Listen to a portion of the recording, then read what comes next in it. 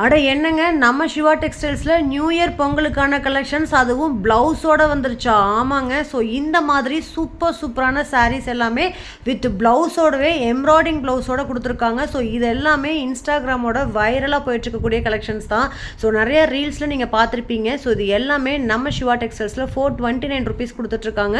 So அதில் colours வந்து பார்த்தீங்கன்னா ரொம்ப சூப்பரான கலர் காம்பினேஷன்ஸோட எல்லாருமே வந்து பிடிச்சி வாங்குற மாதிரியான கலெக்ஷன்ஸ் வந்து அவைலபிளாக இருக்குது. ஸோ இந்த கலெக்ஷன்ஸ் பார்த்தீங்கன்னா ரீஸ்டாக் பண்ணியிருக்காங்க.